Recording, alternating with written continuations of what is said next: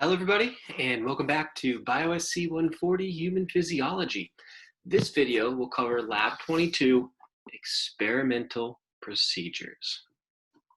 So this is our red blood cell lab. Now we're doing this virtually, so safety procedures, well I guess we're doing safety procedures just by being virtual, but if we were in class we would use universal precautions, and that means we assume all material is hazardous. You handle your own blood. We wear gloves, especially when working with other people's blood. We dispose and clean of contaminated materials. Lancets and other sharp/hard objects go in the sharps biohazard material container. Soft contaminated material goes in the biohazard bag. And reusable contaminated equipment gets washed with Amphil. Do not wash blood contaminated equipment for anyone else. Wash your own equipment. And no eating or drinking in lab. Please step out into the hallway. All right, so there's a few different procedures we're going to do for this experiment. The first one we're going to do involves the hemocytometer. So hemo, blood, cyto, cell, meter, like measure. So it's a blood cell measure. What we're going to, and it looks like this. It looks just like this actually. So what we're going to do is we're going to fill a small capillary tube with blood. We can fill it completely with no air. So the volume of blood within the tube matters. We will get a different result if there's air in the tube because the volume of blood is going to be off. So we need to make sure it's completely full. We will then drop it into a plastic tube, an Epinendorf, containing a lysis solution. That solution is going to lyse all cells that are not red blood cells. We're going to shake it and let it sit for a minute. We're then going to add it to the hemocytometer, the blood cell counter. And we're going to use a special cover slip, a hemocytometer cover slip. And we're going to micropipette right onto the V. So see, it says sample introduction point. Sample introduction point. You can see this little V right here and this little V over here. We're going to put our samples there with a micropipette. Then we're going to put it underneath a microscope. Underneath the microscope, we're going to see these patterns. So this is what it's going to look like macroscopically. And really, I think the hardest part about this for students is orienting themselves, because when you, on the grid, when you look at the grid in the microscope, you don't see all of this. You know, you see like a tiny subsection, a tiny little square. And then it's like, where on this big grid are you? What we're going to do is we're going to find this inner square, this center square, and we're going to count all of the cells in box 1, box 2, box 3, box 4, and box 5. But Dan, what happens if the cell is right on the line, half on the line, half in the box, half outside the box? Well, I've got you covered. We're going to count any cells that touch the top line or the left line. So any cells that are half across the line on the top side or the left side, and any cells that are touching the bottom line or half over the bottom line or the right line, we're not going to count. And that should even itself out.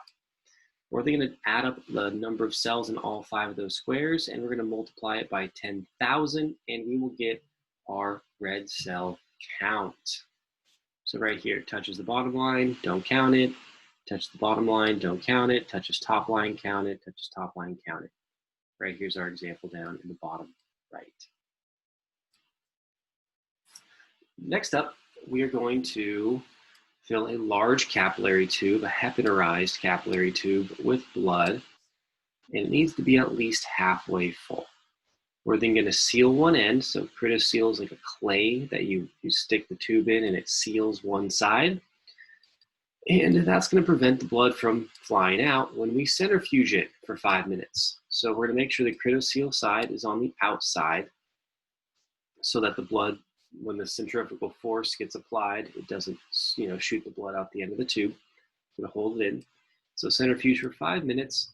And what this is going to do is it's going to pack all of the formed elements on the outside of the centrifuge tube, and all of our liquid plasma is going to be on top. We're going to be able to calculate our hematocrit.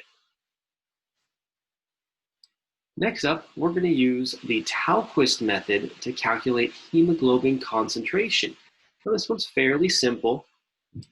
We're going to add a drop of blood to a special piece of paper in the green book. So it's a special piece of paper, and when blood is dropped onto it, it will change color depending on the amount of hemoglobin in the blood.